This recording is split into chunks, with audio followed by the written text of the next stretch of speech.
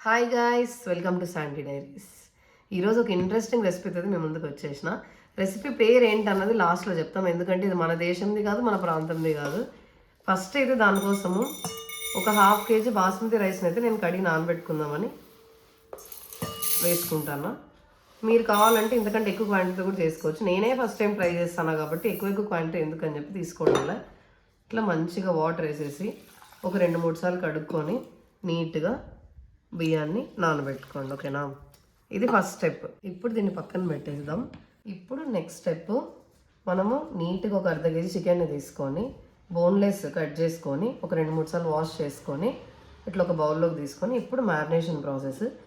ధనియాల పొడి, కారం పొడి, పసుపు, ఉప్పు, మిరియాల పొడి కొంచెము, అల్లం తెల్లగడ్డ పేస్ట్, గట్టి పెరుగు, ఒక 1/2 నిమ్మకాయ, ఇవన్నీ కలిపి నీట్గా మ్యారినేట్ చేసుకుందాం. ఇప్పుడు కొంచెం పసుపు,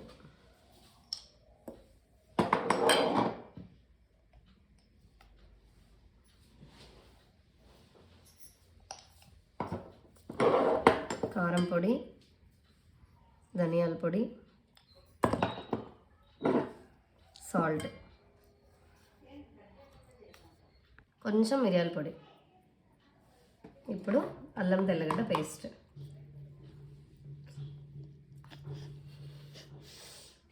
గట్టి పెరుగు, అందుకే మిల్క్ మిస్ట్ పెరుగు రిలయన్స్ మార్ట్కి పోయి మరీ తెచ్చుకున్నాం గైస్. ఇంట్లో మనకి ఇట్లాంటి పెరుగు దొరకదు కదా. ఒక 2 స్పూన్స్ పెరుగు, ఇప్పుడు ఒక 1/2 నిమ్మకాయ, మంచిగా ఇట్లా రసం ఉండేది అయితే ఒక 1/2 నిమ్మకాయ సరిపోతుంది. పిండేసుకోండి.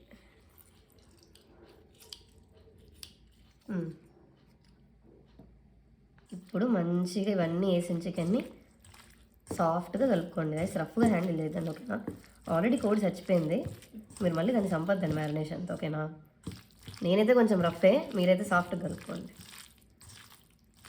మంచిగా ఇట్లా కలిపేసి చికెన్ అయితే మంచిగా మ్యారినేషన్ కలిపి పెట్టేసిన.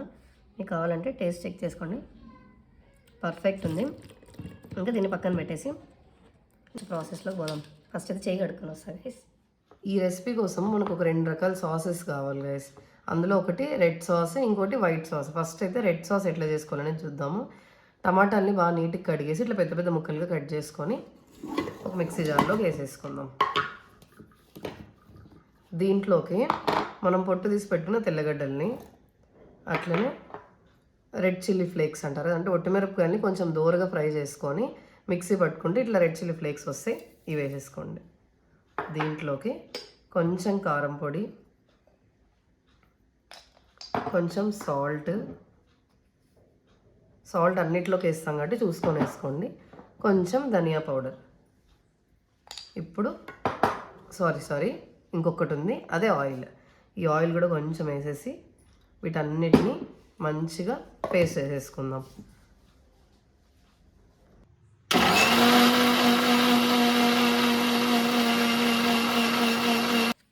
గ్యాప్లో మా అమ్మతో నీట్గా మిక్సీకి వేపించేసిన గాయస్. ఇప్పుడు వీటినంతటిని మంచిగా ఇట్లా అంటే రాదు, స్పూన్ తీసి అనల్లా. ఓకేనా,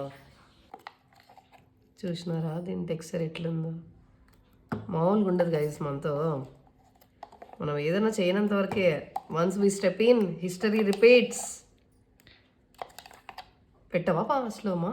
ఇది రెడీ అయిపోయింది గైస్, రెడ్ సాస్. ఇప్పుడు వైట్ సాస్ చేసుకుందాం. వైట్ సాస్ కోసము మనకు కావాల్సిన వాటిల్లో ఫస్ట్ది దోసకాయని నీట్గా పీల్ చేసేసుకొని ముక్కలుగా కట్ చేసుకొని మిక్సీ పట్టుకొని అందులో నుంచి పల్పు వస్తుంది కదా, రసాన్ని అంతా ఒకవైపు కొడగట్టేసి పల్పు మాత్రమే మనకు అవసరం కాబట్టి ఫస్ట్ వీటిని పీల్ చేసుకుందాం.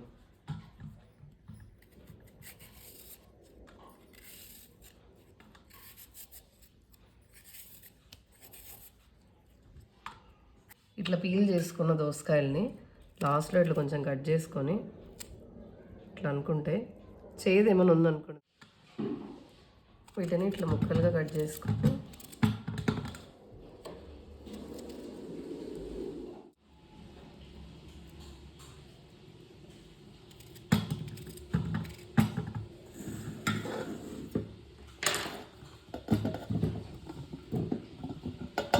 నీట్గా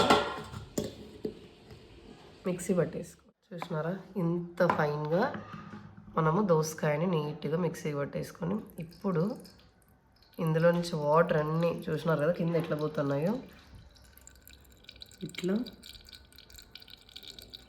నీట్గా పల్పు మాత్రమే కావాలి మనకి. ఇట్లా మెత్తగా పేస్ట్ చేసుకున్న దోసకాయ పల్పుని జస్ట్ ఇది మాత్రమే మనకు వచ్చేటట్టు ఇట్లా వాటర్ అన్నీ నీట్గా వంపేసుకోండి.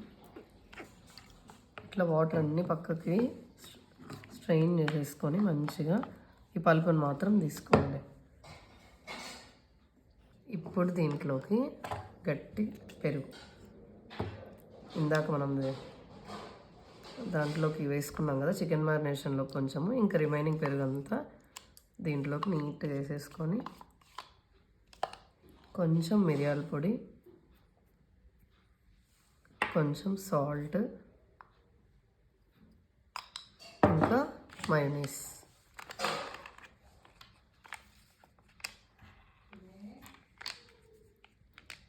హామా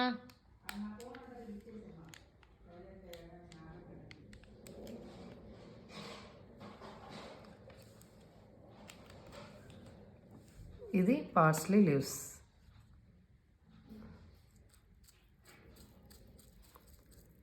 ఇంకా ఒక హాఫ్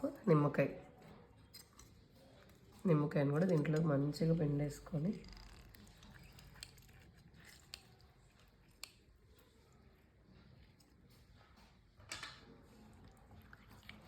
దీన్ని ఒకసారి ఇట్లా కలుపుకొని తర్వాత మంచిగా విస్కర్ తీసుకొని బాగా విస్క్ చేసుకోండి. మంచిగా ఇట్లా విస్క్ చేసుకోండి. ఇట్లా దోసకాయ పల్పు అంతా ఆ పెరుగు మొత్తం అంతట్లోకి కలిసిపోయేటట్టు ఇట్లా మంచిగా దీంతో రాదు స్పూన్తో అన్నం. మన వైట్ సాస్ రెడీ అయిపోయింది. ఇప్పుడు దీన్ని ఒక బౌల్లోకి తీసేసుకుందాం. ఈ సాస్ ఇంత ఉందని మీరు ఏం భయపడద్దండి. ఇది మిగిలిన మనం ఫ్రిడ్జ్లో పెట్టుకొని మంచిగా శాండ్విచ్ చేసుకున్నప్పుడు లేదంటే బర్గర్స్ చేసుకున్నప్పుడు ఏ దాంట్లోకైనా సరే ఈ సాస్ చాలా టేస్టీ ఉంటుంది. మనం నెక్స్ట్ స్టెప్ రైస్ చికెన్ రెండు చేసుకోవాలి. ఫస్ట్ అయితే రైస్ కోసము ఆనియన్స్ని చిన్న చిన్న ముక్కల్లా కట్ చేసుకో. మరీ అంత సన్నగా అవసరం లేదు, ఒక రకంగా.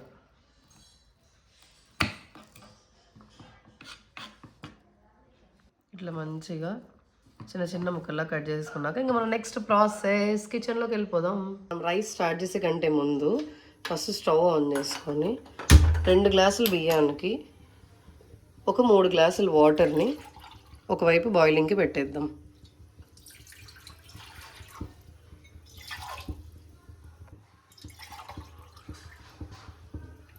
త్రీ గ్లాసెస్ వాటర్ ఇంకొన్ని ఉంటే అవి కూడా వేసేస్తాము. అవి ఒకవైపు బాయిల్ అవుతూ ఉంటాయి.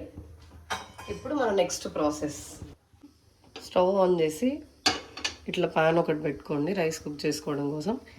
ఇప్పుడు కొంచెం ఆయిల్ మరీ ఎక్కువ వద్దు, కొంచెం వేసుకోండి. ఆయిల్ మంచిగా ఇట్లా హీట్ అయిన తర్వాత మాత్రమే మనం నెక్స్ట్ ప్రాసెస్లోకి పోదాం. ఒక 3 లవంగాలు వేసుకుందాం కొంచెం ఘాటు కోసం. ఇందాక మనం కట్ చేసి పెట్టుకున్న ఎర్రగడ్డలు,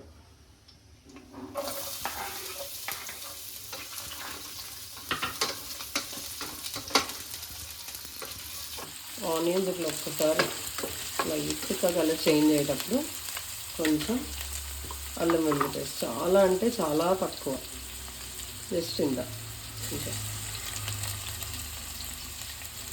వేసేసి అది కూడా ఒక్కసారి ఇట్లా పచ్చివాసన ఉండేలాగా ఒక్కసారి ఇట్లా కలుపుకొని అది కొంచెం అట్లా కలర్ చేంజ్ అయ్యండి. మనం కడిగి పెట్టుకున్న రైస్ని డ్రైన్ చేసేసుకొని అందులో వేసేద్దాం.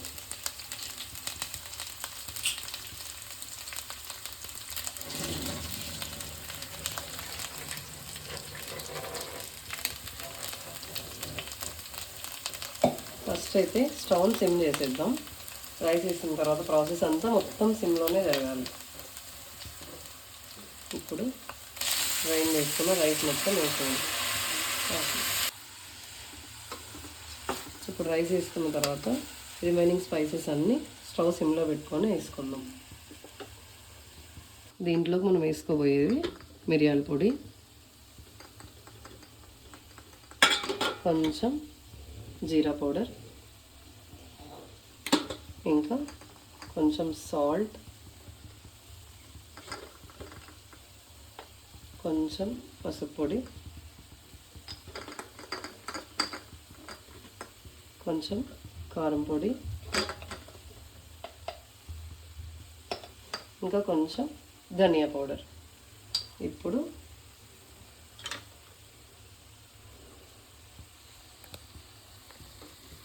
వీటన్నిటిని మంచిగా కలిసేటట్టు రైస్లో కలిపేసుకుందాం. నిజంగా మీరు చెప్తే నమ్మరు గైస్, స్మెల్ అయితే అదరహో. ఒక్కసారి ఖచ్చితంగా ట్రై చేసుకొని మీరు కూడా ఎట్లుందో చెప్పండి. నేనైతే ఇది టేస్ట్ చూసే వరకు కూడా ఆగలేకపోతున్నా. ఇంక మన నెక్స్ట్ ప్రాసెస్ ఏంటనేది చూద్దాం. చూసినారు కదా, వాటర్ మంచిగా బాయిల్ అయిపోయినాయి. ఇప్పుడు స్టవ్ ఆఫ్ చేసుకొని ఇందులో పోసేసుకుందాం.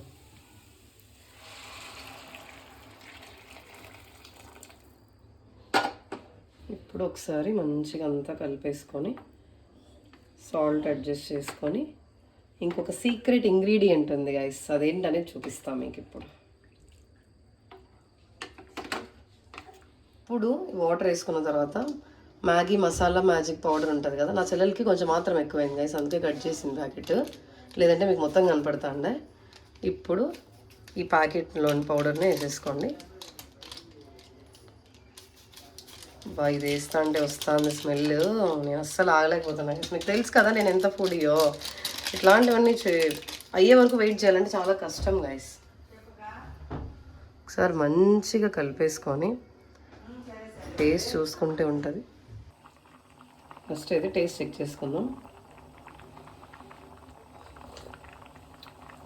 It's yum guys. నెక్స్ట్ మన మెయిన్ ఇంగ్రీడియంట్ చికెన్, దాన్ని ప్రిపేర్ చేసుకుందాం. దీన్ని హై ఫ్లేమ్లో పెట్టుకొని ఇట్లా మంచిగా మూత పెట్టేసుకొని ఇప్పుడు ఆన్ అయింది. ఇప్పుడు ఇట్లా ఒక వైట్ ప్యాన్ పెట్టుకొని కొంచెం ఆయిల్ వేసుకొని, ఆయిల్ కొంచెం హీట్ అయిన తర్వాత మనం మ్యారినేట్ చేసి పెట్టుకున్న చికెన్ వేసుకోవాలి. చికెన్ చూస్తా అంటే మీకు ఏమనిపిస్తుందో కమెంట్స్ చేయండి గైస్, ఓకేనా?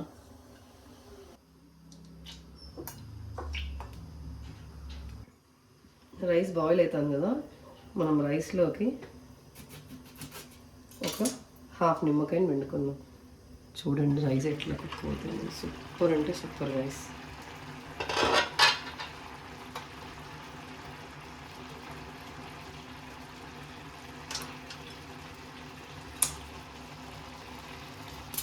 కొంచెం నిమ్మరసం చాలు. రైస్ ఇట్లా దగ్గరకు వచ్చేసిన తర్వాత స్టవ్ సిమ్ చేసేసి మంచిగా మూత పెట్టేసేయండి. ఒకవైపు దమ్ము అవుతూ ఉంటుంది, ఈలోపు మనం ఆయిల్ కూడా హీట్ ఎక్కిపోయింది గైస్, చాలా హీట్ ఎక్కిపోయింది. మనము మ్యారినేట్ చేసుకున్న చికెన్ని ఇందులోకి వేసేద్దాం.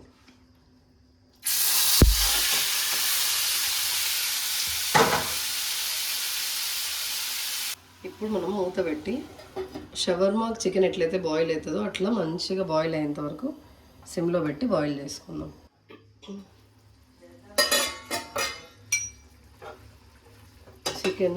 చికెన్లో నుంచి మంచిగా ఇట్లా వాటర్ వచ్చి చికెన్ అంతా నీట్గా కుక్ అయిపోయేంత వరకు సిమ్లోనే మంచిగా కుక్ చేసుకోండి. ఆల్రెడీ చికెన్ మ్యారినేట్ అయి ఉంటుంది కాబట్టి చాలా సాఫ్ట్గానే కుక్ అవుతుంది. ఇప్పుడు రైస్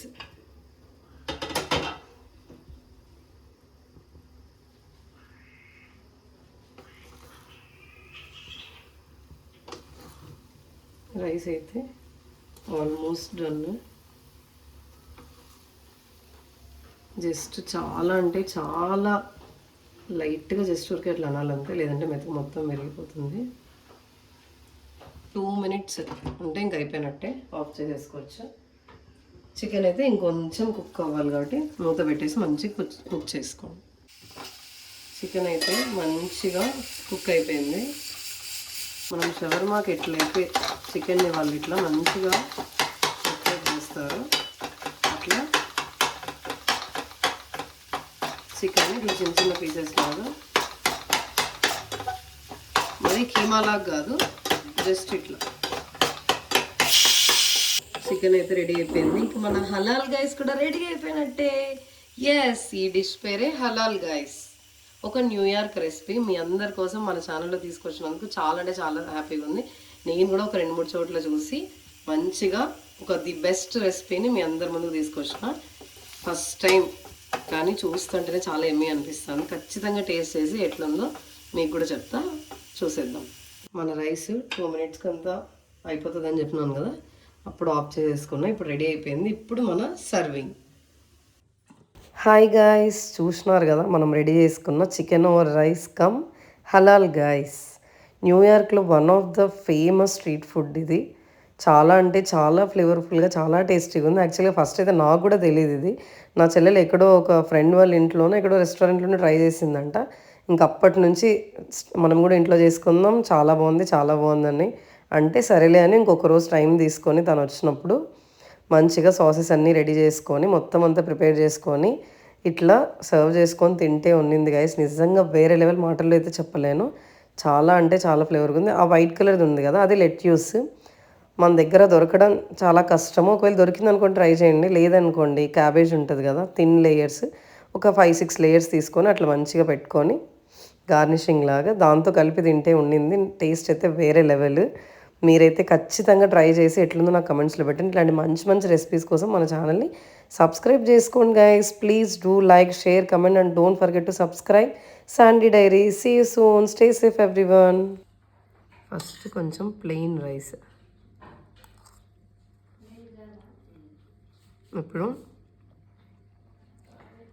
వైట్ సాస్, చికెన్,